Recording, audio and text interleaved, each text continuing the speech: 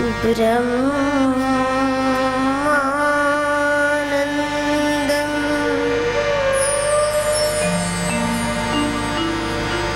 परम सुखदं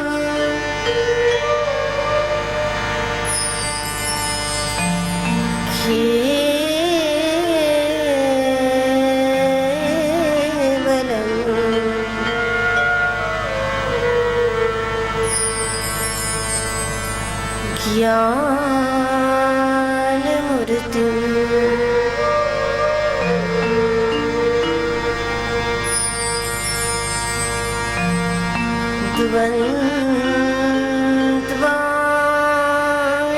द्वन्द्वातीतं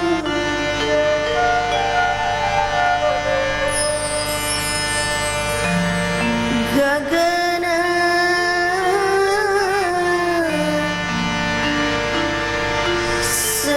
सदृशं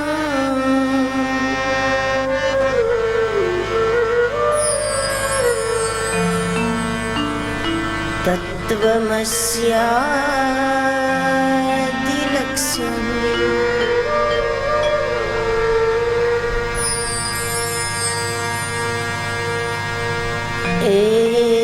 एकं नित्यं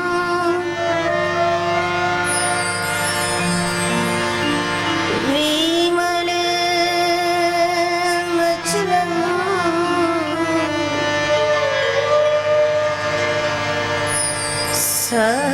सर्वदि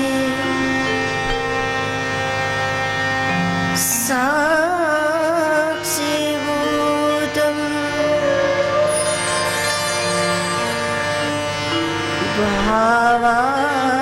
भावातीतं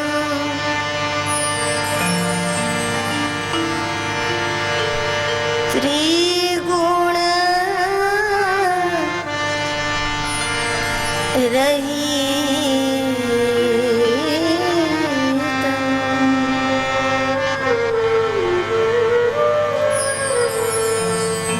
सद्गुरु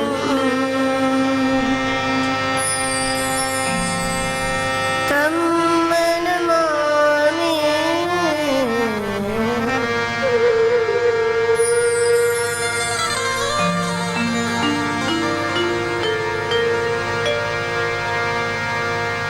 श्री सद्गुरुनाथ महाराज की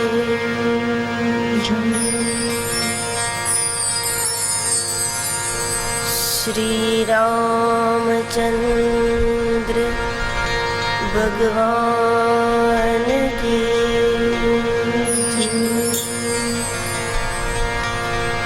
श्री बालकृष्ण लाल की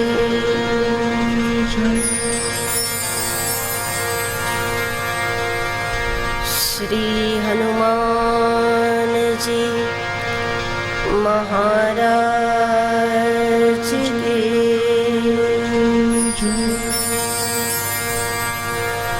श्री नर्मदा मैया की गौ माता की श्री द्वारिकाधीश की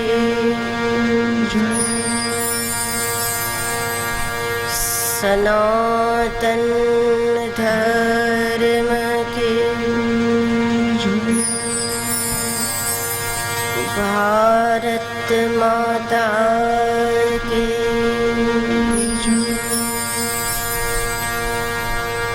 सब संतन की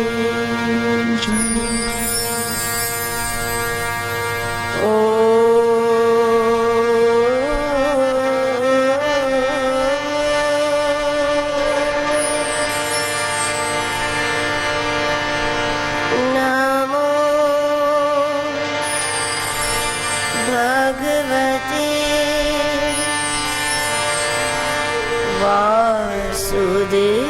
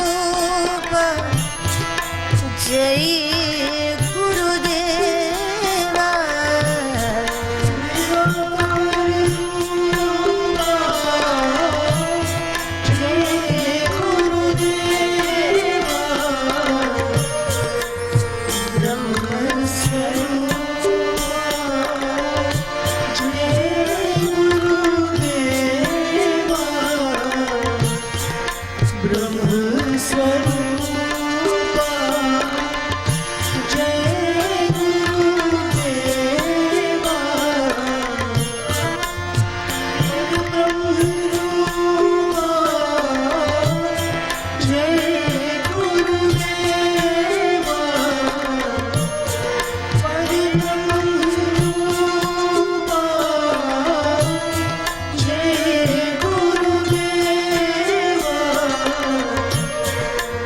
केशव स्वरूप जय गुरुदेवा केशव स्वरूपा जय गुरुदेवा आनंद स्वरूपा जय गुरुदेवा जय गुरुदेवा क्षमा स्वरूप जय गुरुदेवा क्षमा स्वरूपा जय गुरुदेवा मुक्त स्वरूप जय गुरुदेवा मुक्ति स्वरूपा जय गुरुदेवा गोविंद स्वरूप जय गुरुदेवा गोविंद स्वरूपा जय गुरुदेवा परम स्वरूप जय गुरुदेवा परम स्वरूपा जय गुरुदेवा पूर्ण स्वरूप जय गुरुदेवा पूर्ण स्वरूपा जय गुरुदेवा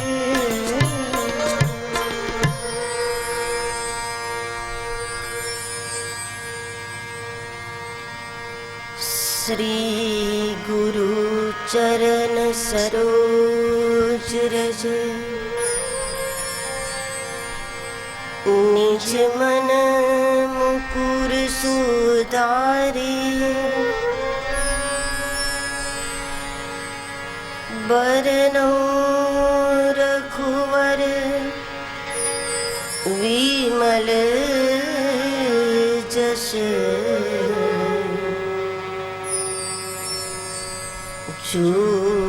दायक फल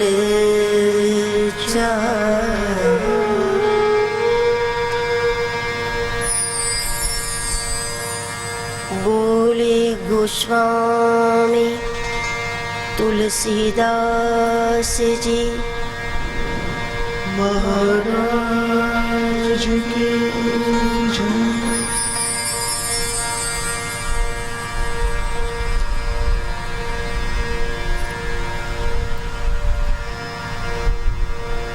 श्री नर्मदापुरम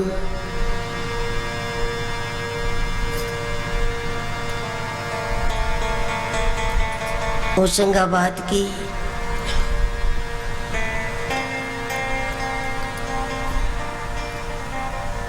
इस पावन धरा पर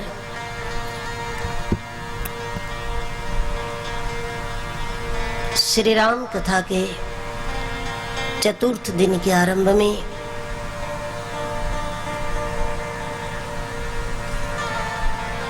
मां नर्मदा जी की गोदी में साधना कर रहे सभी संत महापुरुषों के चरणों में प्रणाम।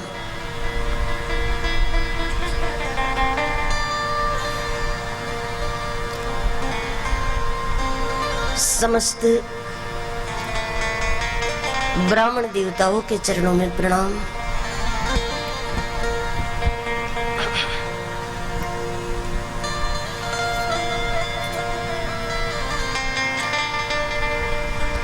चैत की नवरात्रि की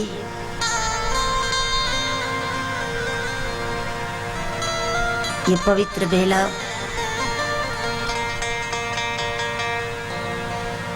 जिस समय देश और दुनिया के हजारों लाखों साधकों के द्वारा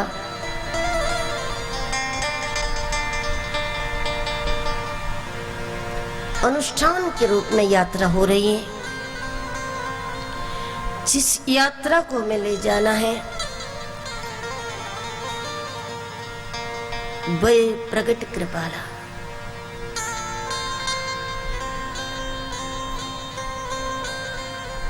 भगवान प्रगट हो।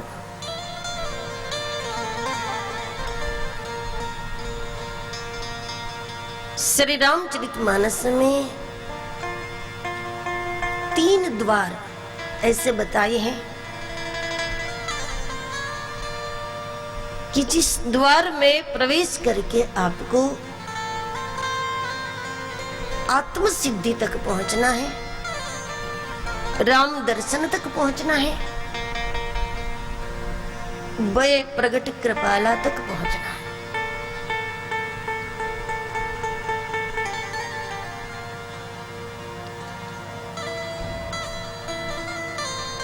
रामचरितमानस इस प्रकार का त्रिमंदिर है, इसमें त्रिमूर्ति है,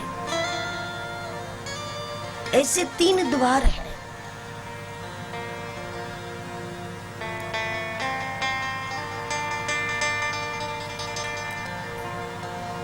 और तीनों में से किसी एक द्वार में आपका प्रवेश मुख्य रूप से होगा और आगे चल करके ये तीनों धाराएं, तीनों वस्तु, तीनों बातें, तीनों भूमिकाएं साधक को प्राप्त होगी। 3 द्वार है।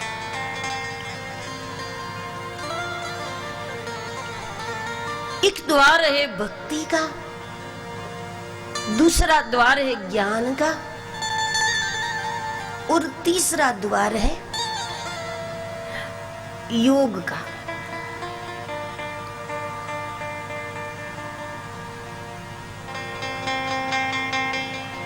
भक्ति के द्वार से जिसका प्रवेश है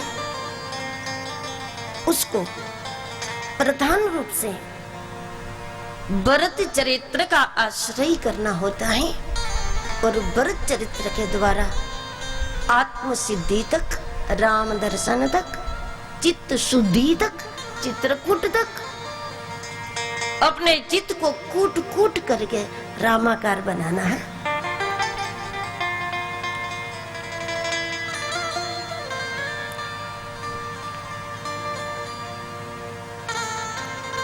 दूसरा द्वार है ज्ञान और ज्ञान द्वार से जिसे आत्म सिद्धि तक जाना है उसके लिए प्रधान है हनुमंत चरित्र, क्योंकि ज्ञान की दुनिया में चलना नहीं होता, ज्ञान की दुनिया में कूदना ही होता है, उड़ना ही होता है।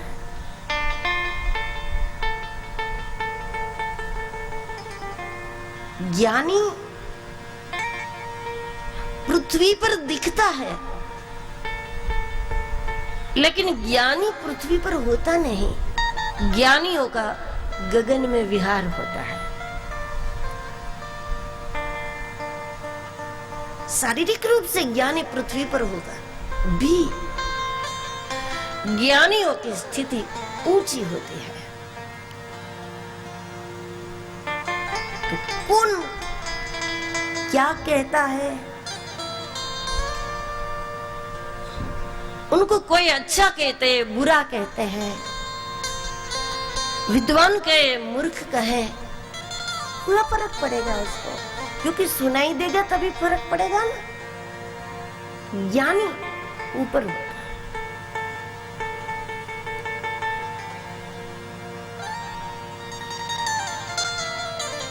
लंकिनी ने हनुमान जी को सठ कहा और उसके बाद उसने संत कहा, लेकिन सठ कहा तो इससे हनुमान जी नाराज नहीं हुए और संत कहा इससे खुश भी नहीं हो गए।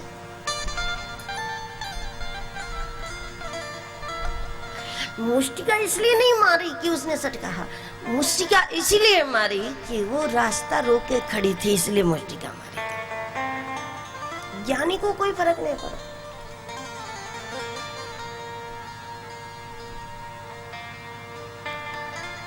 क्योंकि उड़ान लगाई जिसने, ऊंचाई पर विहार होता है ज्ञानियों का।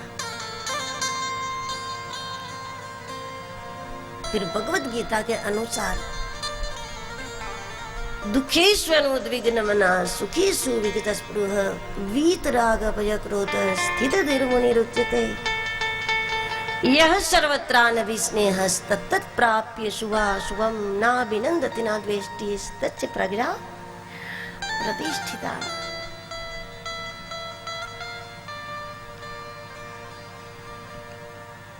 जिसकी प्रज्ञा एक में प्रतिष्ठित हो गई है, जिसकी सुरति परमात्मा में स्थित हो गई है,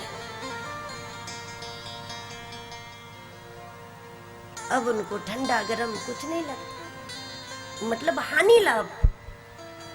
हानि लाभ उसको प्रभावित नहीं करते।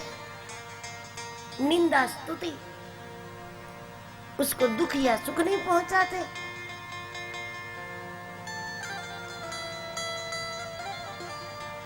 यह हनुमान जी का मार्ग है। ज्ञान स्थिति से जिसको पहुंचना है वे प्रगट कृपाला तक, उसके लिए हनुमंत चरित्र है।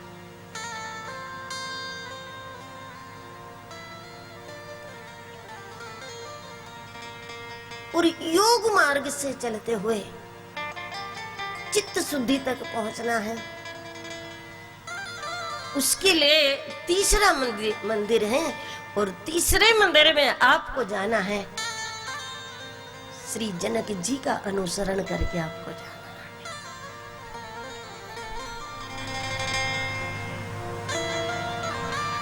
है। योग मार्ग से चलते चलते जनक जी वाला रास्ता है, वो कहाँ जाएगा? सहज विराग रूप मन मोरा। सहज वैराग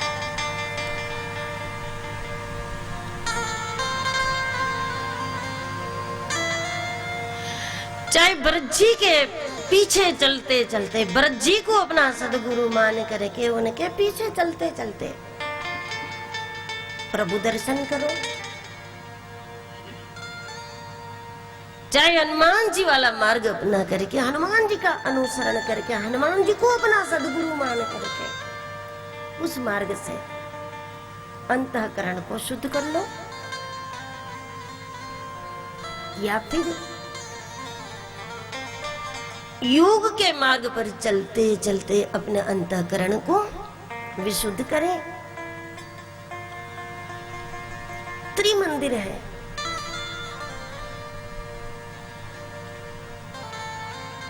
तीनों मार्ग आखिर काम एक करेगा और वो है अंतःकरण की शुद्धि।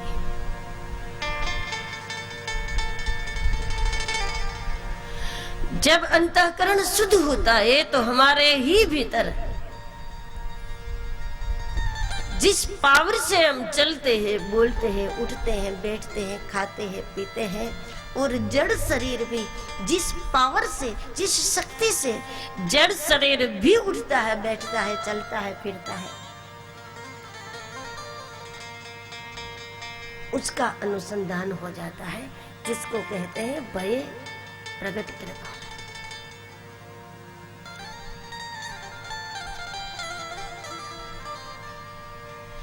तो निश्चित रूप से यह सवाल उठेगा कि निर्णय कैसे करें? भरत जी को अपना गुरु मानना है, हनुमान जी को मानना है, या फिर जनक जी को? हमें अनुसरण किसका करना है? हम भरत जी वाले रास्ते के अधिकारी हैं, हनुमान जी वाले मार्ग के अधिकारी हैं कि हम जनक जी वाले मार्ग के अधिकारी हैं, इसका निर्णय कैसे करेंगे? ये निर्णय साधक को नहीं करना है कि आपको दिन में से कौन से मार्ग पे चलना है। ये निर्णय साधक का नहीं होता है, तो फिर हमें क्या करना? साधक का निर्णय क्या? तो मानस बताता है, देखिए कितना दिव्य क्रम है। अंदर जाकर के 3 मंदिर है, 3 द्वार है, लेकिन मानस कहता है कि महाद्वार सबके लिए अनिवार्य है।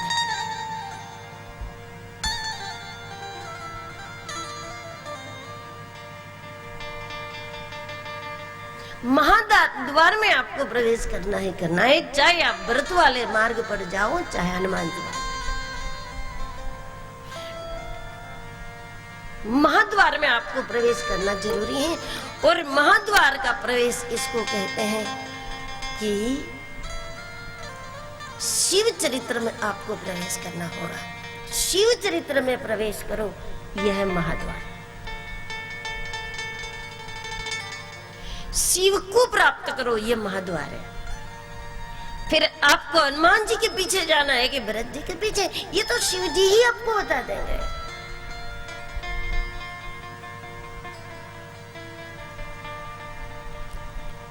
शंकर आपको उसी दिशा में पहुंचा देंगे आप जिस दिशा के योग्य है। उत्तरकांड की कथा आप जानते हैं कि जब गए गरुड़ जी भगवान शिव के पास, श्री राम जय राम जय जय राम, श्री राम जय राम जय जय राम,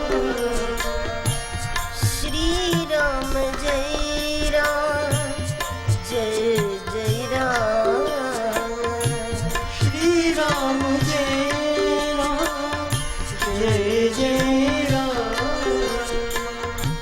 श्री राम जय राम जय जय राम, श्री राम जय राम जय जय राम, श्री राम जय राम जय जय राम,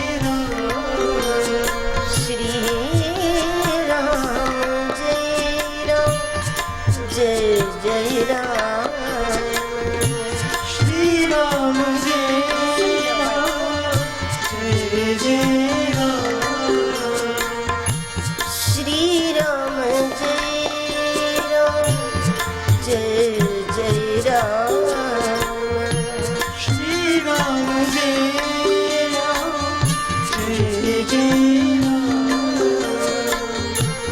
श्री राम जय राम जय जय राम, श्री राम जय राम जय जय राम, श्री राम जय राम जय जय राम, श्री राम जय राम जय जय राम, श्री राम जय राम जय जय राम, श्री राम जय राम जय जय राम, भक्ति, ज्ञान अथवा योग, जिसमें भी आपको प्रवेश प्राप्त करना है, शिव आपका प्रवेश करा देंगे। अब देखना यह है कि हमें उस महाद्वार तक कैसे पहुंचना है। शिव महाद्वार है, महाद्वार अनिवार्य है।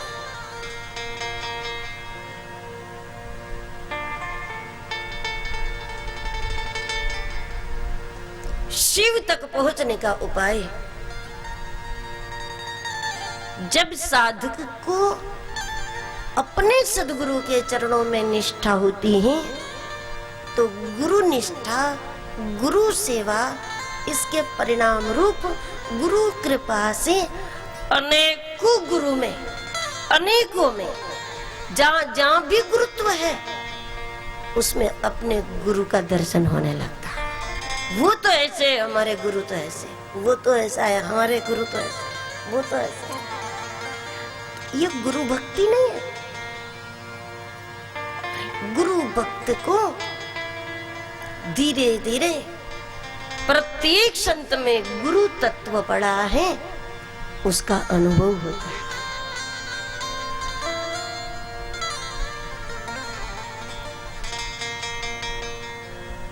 जहां जहां गुरुता है, जिन जिन विभूतियों में गुरुत्व पड़ा है, जहां जहां गुरुत्व की ज्योत प्रकट हुई है, हमें उसमें अपने गुरु की शक्ति का दर्शन होना चाहिए। क्योंकि गुरुत्व ज्योत है। ऐसा थोड़ी है कि जो ज्योत आपकी है, आपने जलाई है, वो ज्यादा प्रकाश दे, और ये बाती दूसरे की है, दूसरे ने जलाई है, तो वो कम प्रकाश दे। चाहे ज्योत आपकी है, चाहे ज्योत दूसरे की है, चाहे आपकी जलाई ज्योत है, चाहे दूसरे की जलाई ज्योत है, ज्योत तो ज्योत ही है।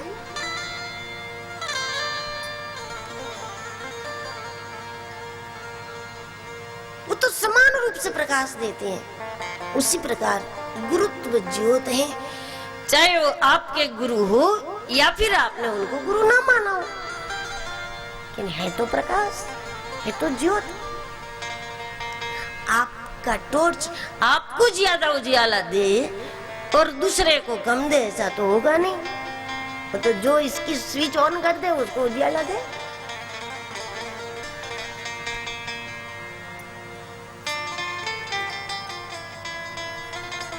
जिन जिन महापुरुषों में गुरुत्व है, संतत्व है,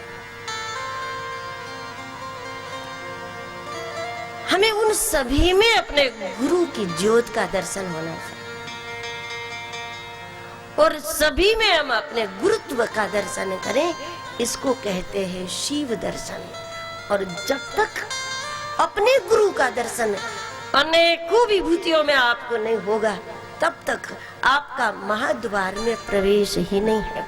और जब महाद्वार में प्रवेश हो गया तो फिर उसके बाद शिव कृपा आपको तीन में से कोई भी एक रास्ते पर भेज देगी।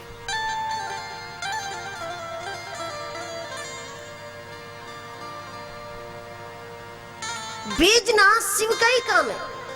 जाओ भक्ति करो, जाओ चिंतन करो,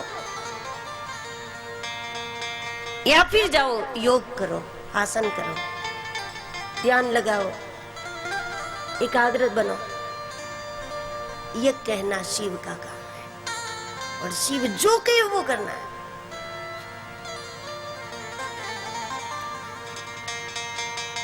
लंका कांड में भगवान राम को नागपाश में बंधे हुए देखे और गरुड़ जी भगवान को मुक्त करने गए।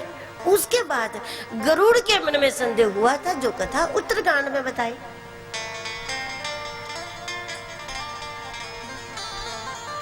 और जब गरुड़ जी भगवान शिव के पास पहुंचे तो शिव जी ने कहा कि जाओ कागभूषुंडी जी के पास, राम कथा सुनो।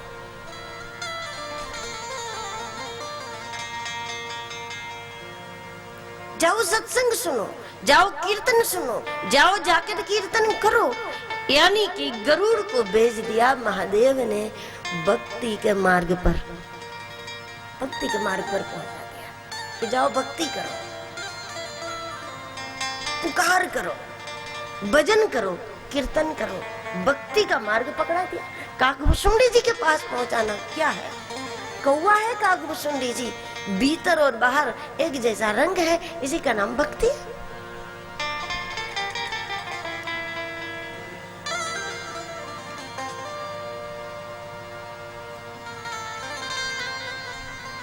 अंतःकरण की शुद्धि के बिना भगवान का दर्शन संभव ही नहीं है।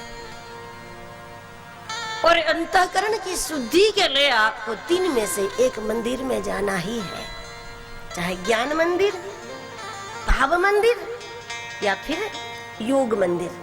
3 में से, ये त्रिमंदिर में से एक में आपका जाना अनिवार्य है।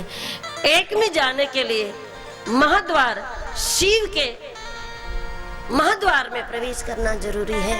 और शिव चरण तक पहुंचने के लिए संत निष्ठा, गुरु निष्ठा अनिवार्य है।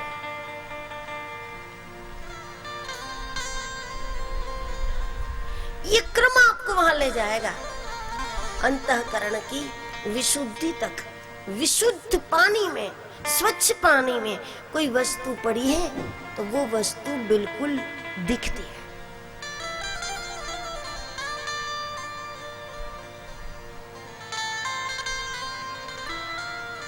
बर्तन में पानी है और पानी में कोई वस्तु है, वो वस्तु जब पानी स्वच्छ है तो वस्तु साफ दिखती है।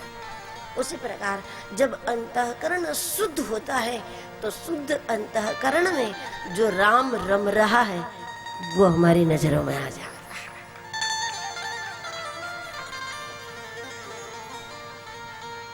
और इसके लिए है ये अनुष्ठान, इसके लिए है चैत्र की नवरात्रि, इसके लिए है रामचरितमानस।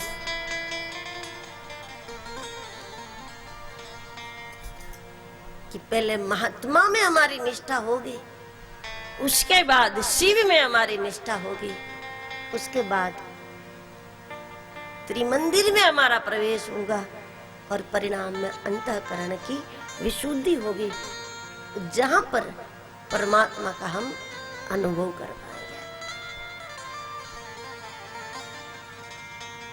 भगवान का प्रागट्य जब हमारे भीतर हो जाए, जब हमारा अंतःकरण शुद्ध हो जाए और शुद्ध अंतःकरण में हमारे भीतर तत्व है, उसकी एक झलक हमको प्राप्त हो जाए, वही नवमी है।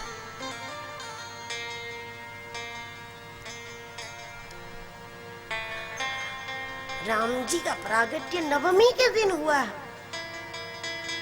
इसका अर्थ क्या करोगे? राम जी का प्रागट्य नवमी के दिन है, यानी जब आपके भीतर राम जी प्रकट हो जाए, वो आपके व्यक्तिगत जीवन की नवमी है। पंचांग में नवमी देख लो, इससे नाम प्रकट होने वाले नहीं है। ऐसे तो कितनी नवमी देख ली हम सभी ने, जितनी उम्र आपकी है उतनी नवमी आपने देख ली। प्रतिवर्ष नवमी पड़ती है।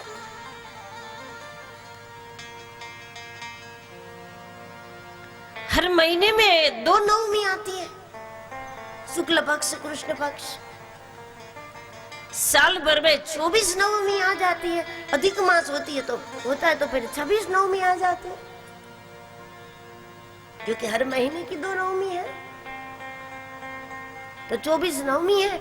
अधिक मास है तो फिर उस वर्ष में 26 नवमी आ जाती है। पंचांग की नवमी में राम प्रकट होगा ऐसी कोई बात नहीं है। मानस ये बताना चाहता है कि जब आपके भीतर राम जी प्रकट हो जाए, वो आपकी नवमी है। और ऐसी नवमी जीवन में एक आती है, वो साल भर में 24 नहीं होगी, वो तो जीवन में एक होगी। और जीवन में एक नवमी हो गई, एक बार परमात्मा की झलक आपको प्राप्त हो गई, तो फिर समझ लो कि नवमी बनी ही रहेगी। मध्य दिवस बना ही रहेगा, आपका मध्याह्न तपता रहेगा, कभी अंधेरा नहीं होगा, वो तो बनी ही रहेगी।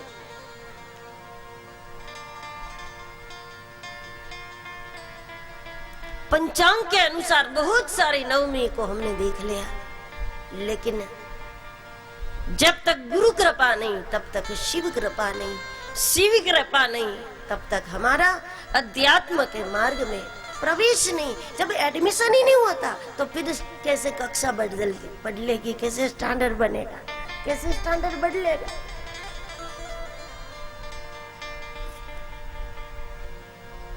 5 वर्ष का बच्चा पहली कक्षा में हो सकता है, 6 वर्ष का है तो दूसरे में हो सकता है, 7 का है तो तीसरे में, लेकिन एडमिशन के बाद की बात है ना।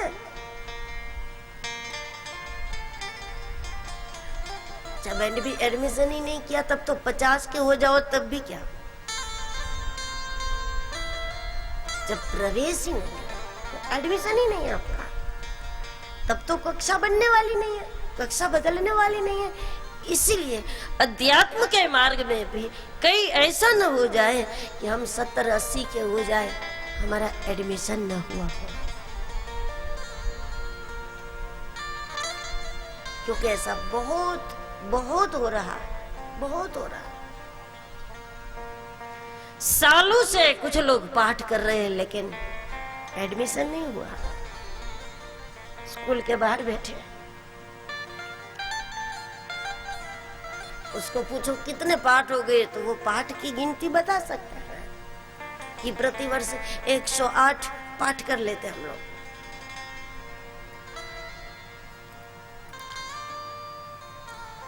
अच्छा, प्रतिवर्ष 108 पाठ कर लेते हैं, मानस का, सुंदरकांड का, इसका उसका बहुत पाठ कर लेते हैं, तो फिर भूमिका क्या बनी, स्थिति क्या बनी, बदलाव क्या आया, स्वभाव में क्या आया, जीवन में बरकत कितनी आई, जीवन में समृद्धि कितनी आई, जीवन में रौनक कितनी आई? तो बोले नहीं, वो तो नहीं, वहीं के वहीं है, शायद एडमिशन नहीं हुआ, शायद प्रवेश से बाहर है।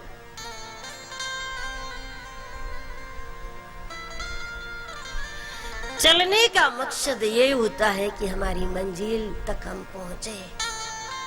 बस में बैठने का, ट्रेन में जाने का मतलब यही होता है कि हम गंतव्य तक पहुंचे।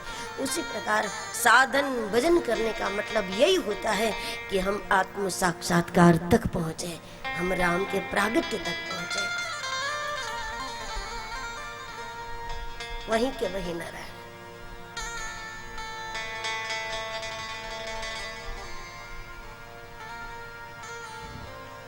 और विविध कक्षाओं का बदलाव पाना है तो प्रवेश जरूरी है। एक बात निश्चित समझ लो कि इस स्थिति के पहले गति नहीं होगी।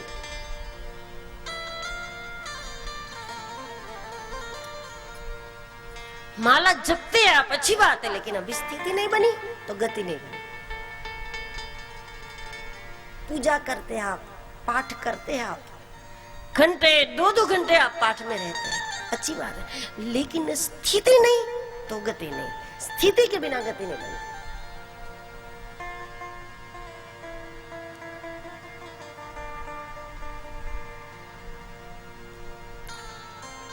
और गति नहीं बनेगी तो फिर आपको राम दर्शन नहीं होगा। इसलिए जो करे, जितना करे, साधन वगैरह, साधना वगैरह, उपासना वगैरह जो करे, वो सब पहुंचाने वाला होना चाहिए, आगे बढ़ाने वाला होना चाहिए। 25-50 सालों से कुछ लोग घंटी बजा रहे हैं, लेकिन अभी भी वही बजा रहे हैं, उसमें बदलाव नहीं आया, स्वभाव नहीं बदला, स्थिति नहीं बनी, आगे नहीं बढ़े। घंटी बजाना गलत नहीं है, लेकिन भूमिका तो बननी चाहिए ना। स्थिति नहीं बनेगी तब तक गति नहीं होगी। एडमिशन के बिना स्टैंडर्ड नहीं बदलेगा। और अध्यात्म में आगे बढ़ सको,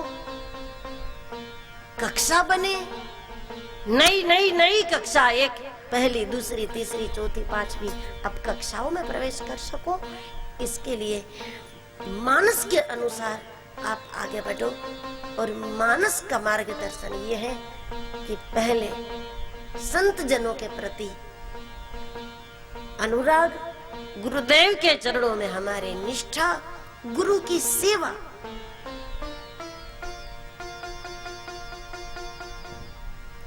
गुरु के प्रवचन से परमात्मा को जानने की प्यास जगती है, लेकिन गुरु की सेवा से परमात्मा को देखने की प्यास जगती है।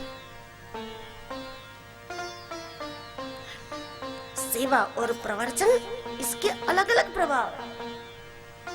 गुरु के वचनों को समझने से, गुरु कोई वचन पर विश्वास करने से भगवान को जानने की भूख बन जाएगी आपको कि वो कैसा होगा, कहाँ होगा। लेकिन गुरुजनों की सेवा से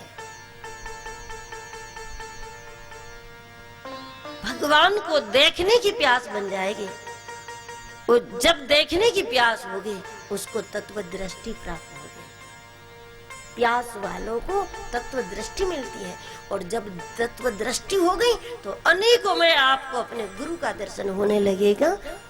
यह है शिव दर्शन, और शिव कृपा होगी तो फिर आपका प्रवेश ज्ञान, भक्ति, योग, इसमें किसी भी एक में आप अग्रसर हो जाओगे। आगे चलकर तीनों आपके अंदर आ जाएगा, और इसी से अंतःकरण शुद्ध होगा, और अंतःकरण की शुद्धता से परमात्मा का अनुभव। यही क्रम है।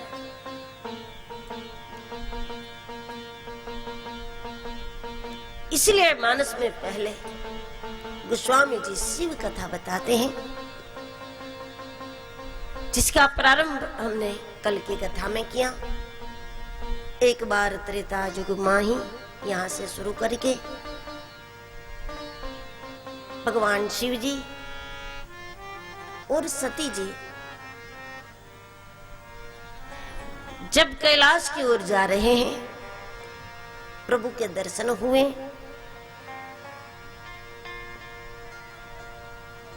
शिवजी पहचान गए, जय सच्चिदानंद जग पावन। सती नहीं पहचान सके। जैसा कल मैंने देखा कि ऐसा नहीं है कि सती राम जी को नहीं जानती, राम को नहीं पहचानती। हाँ, नहीं पहचानती, राम को तो बिल्कुल नहीं पहचानती।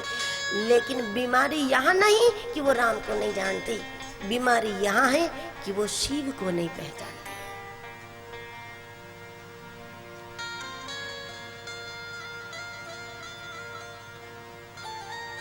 24 घंटे महादेव के साथ रहकर भी महादेव को नहीं जानते। यानी कि जब गुरु को मनुष्य दृष्टि से देखोगे तो चाहे आप 25 वर्ष उनके साथ रहो या 50 वर्ष उनके साथ रहो,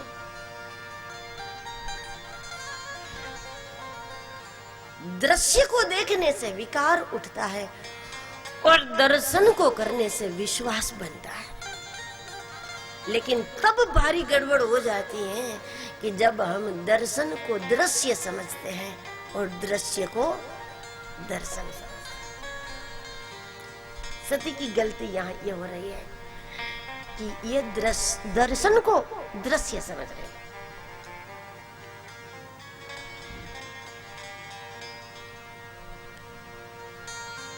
शिव के सानिध्य की महिमा को नहीं समझ रही, महादेव को दर्शन नहीं समझ रही।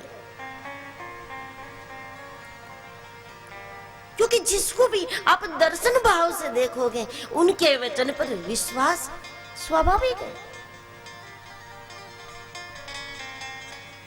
जहां सर झुका हो प्रणाम करो, जिसको आप मानते हैं और जिसके आप दर्शन करते हैं, फिर उनकी तो हर आज्ञा शिरोमणि हो जाती है।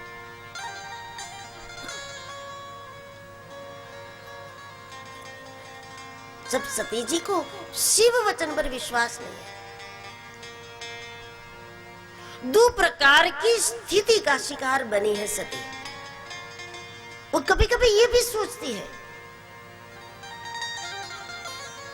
शंभु गिरा पुनि मृषान बोई, शंभु गिरा मृषान बोई, शिव सर्वज्ञ जान सब कोई, शिव सर्वज्ञ जान सब कोई, शंभु गिरा पुनि मृषान बोई,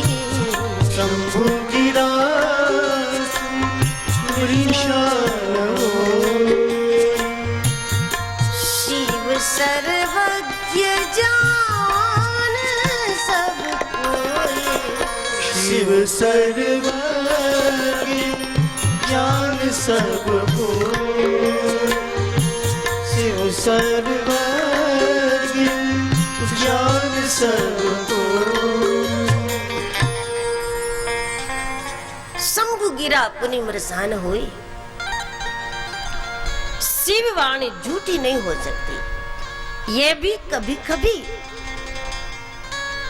मानती है, लेकिन वो अपने अनुभव के आधार पर नहीं।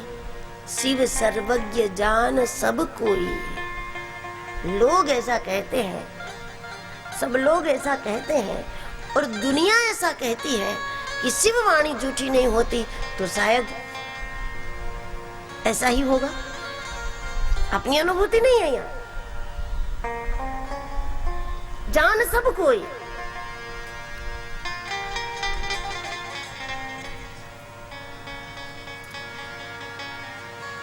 जब शिव वाणी झूठी नहीं हो सकती, शंभु गिरा अपनी मृषा न हुई, इस बात को भवानी मानती है, तो फिर परीक्षा के लिए जाने का प्रश्न ही नहीं उठता था।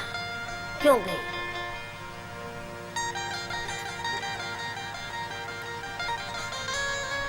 ये कथा सती जी की नहीं, हम सभी की है। जब जब सती जी को ऐसा लगता है कि वो महादेव की पत्नी है, तब उसके मन में यह विचार आता है कि शिव वाणी परम सत्य होती है। लेकिन जब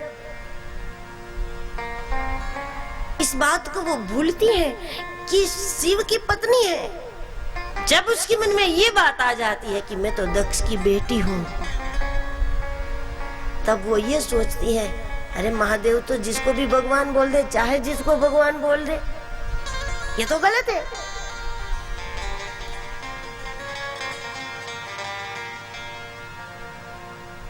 इस शिव की आदत ही ठीक नहीं। किसी को भी भगवान समझ लेते, किसी को भी भगवान कह देते हैं, इससे हानि होगी। सती ने सोचा कि मैं खुद राम की परीक्षा करूं, और परीक्षा करके फिर महादेव को बताऊं कि देखो ये भगवान नहीं है, ताकि महादेव दोबारा ऐसी गलती न करे, शिव दोबारा ऐसी गलती न करे। शंकर को सुधारना चाहती है।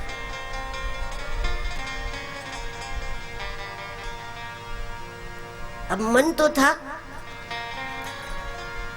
कि राम जी के पास जाऊं, राम जी की परीक्षा करूं, और राम ब्रह्म नहीं है इसका प्रमाण महादेव के सामने रखूं। लेकिन यदि पूछती है कि मैं जाऊं, मैं जाकर राम की परीक्षा करूं, तो शिव वाणी पर भरोसा नहीं है, ये बात साबित होती थी। और भवानी ये चाहती है कि लोग मुझे ऐसा ही समझे कि शिव वचन पर इसका पूरा विश्वास है।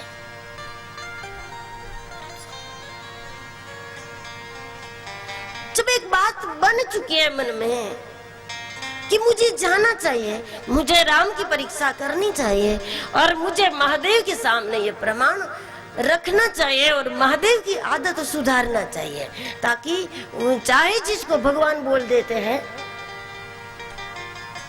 ऐसी आदत न रहे, महादेव सुधरे। शंकर का इलाज करना चाहती है, शंकर के भोलेपन का इलाज करना चाहती है, क्योंकि इस आदत से हो सकता है कि बड़ी हानि हो जाए। जो भगवान नहीं है उसको भगवान बोलते, तो महादेव को कभी बड़ा नुकसान हो जाएगा। मुझे उससे महादेव को बचाना है, और इसलिए शंकर का मुझे इलाज करना है, इसलिए तो शंकर की दवाई करने जा रही।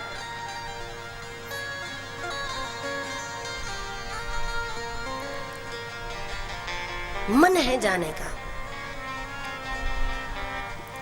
पर यदि वो पूछती है कि मैं जाऊं परीक्षा करूं, तो शिव निष्ठा की कमी भी साबित होती थी। और ऐसे बहुत लोग हैं, निष्ठावान दिखना है, निष्ठावान होना नहीं है उसको। तो भवानी को निष्ठावान दिखना है, वो यदि पूछती हैं कि मैं जाऊं परीक्षा करूं तो निष्ठावान नहीं है, हो गया साबित। इसीलिए वो पूछना नहीं चाहते, मन तो बन चुका था। शिव तो अंतर्यामी है, समझ गए कि अब मैं नहीं भेजूंगा तो कोई बहाना बना करके जाएगी, कहेगी कि अभी पानी पी के आती हूँ करके जाएगी राम जी के पास।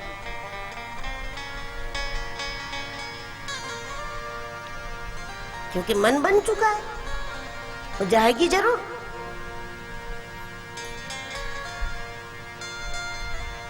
ये कारण है कि महादेव ने सती जी को कहा कि तो तुम जाई परीक्षा ले हो, तुम जाकर के परीक्षा करो। ये इसी कारण से, नहीं तो शिव परीक्षा के लिए कभी नहीं भेजते, क्योंकि अपने इष्ट की परीक्षा कोई करे ऐसा कोई साधक नहीं चाहता। क्या आप ऐसा कभी चाहोगे कि आपके गुरु की कोई परीक्षा करे? आपको अच्छा लगेगा? आप जिसको मानो उसकी कोई परीक्षा करे, ये आपको अच्छा नहीं लगेगा। आपको उनके बारे में मुझे ही पूछ लो ना, मुझे बहुत अनुभव है, मैंने बहुत चमत्कार देखे हैं, मुझे ही पूछ लो ना। आपके गुरु की, आपके इष्ट की, आपके पूजनीय व्यक्ति की कोई परीक्षा करे, वो एक साधक को, भक्त को बिल्कुल अच्छा नहीं लगता। तो इसमें शिव कहे कि जाओ जाकर के परीक्षा करो, ये भी नहीं हो सकता। राम जी की परीक्षा कोई करे, महादेव को अच्छा नहीं लगेगा। लेकिन यहाँ तो खुद महादेव ने कह दिया तो तुम जाई परीक्षा ले, अब खुद जाओ परीक्षा कर लो। क्योंकि महादेव समझ गए हैं कि मेरे न भेजने पर भी भवानी जाएगी जरूर। जिसको जाना ही है उसको जाने के बहाने भी बहुत होते हैं, और आना है उसको आने के बहाने भी बहुत होते हैं। तो ये तो कहेगी अभी मैं थोड़ा विश्राम कर लूं किसी पेड़ की छांव में, मैं बहुत थकी हुई हूँ तो कहीं विश्राम कर लूं घंटा भर, फिर आ जाती हूँ, और चली जाएगी राम जी के पास।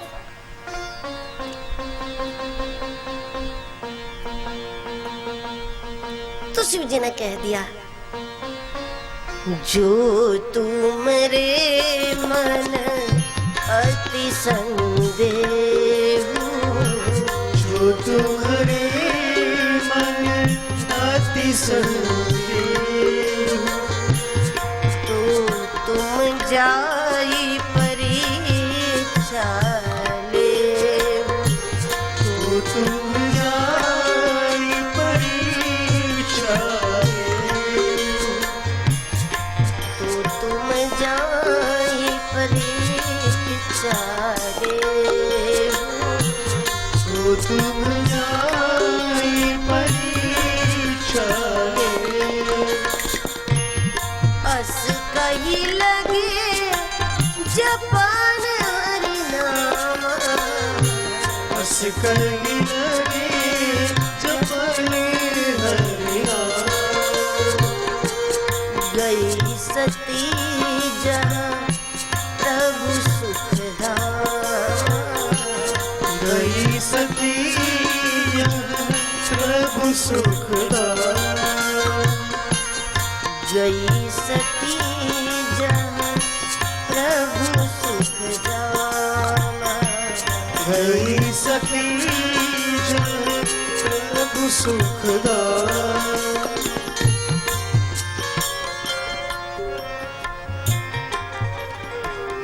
आप जाओ परीक्षा करो, अस कई लगे जपन हरि नाम। शिव जी हरि नाम जपने लगे। गई सती जहाँ प्रभु सुख धामा, ये व्यंग है गोस्वामी जी का। सती कहाँ गई? सुख धाम के पास। सुखधाम पहुंचकर तो सुखी होना चाहिए। अब देखिए क्या दशा हुई सती जी की।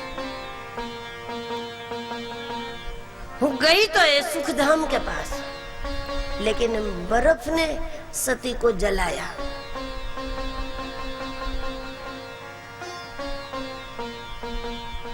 बर्फ भी सती को शीतलता नहीं दे सकता, बर्फ ने जलाया। महादेव ने कहा था विवेक पूर्वक परीक्षा करना। विवेक आता कहां से? विवेक कहां से आएगा? बिनु सत्संग विवेक न होय, न संतवाणी पर विश्वास, न गुरु वचन पर विश्वास, न शिव वचन पर विश्वास।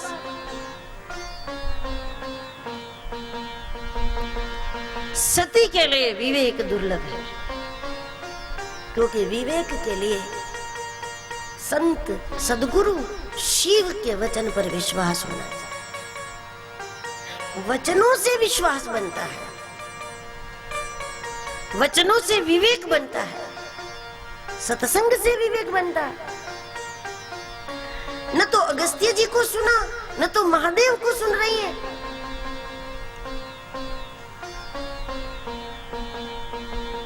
तो विवेक आएगा कैसे? थोड़ा भी विवेक होता सती के अंदर तो वो सीता का वेश नहीं बनाती। सीता के वेश में गई, कथा आप जानते हैं।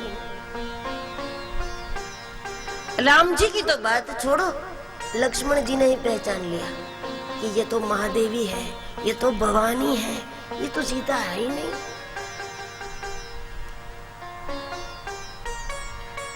कैसे पहचान लिया होगा?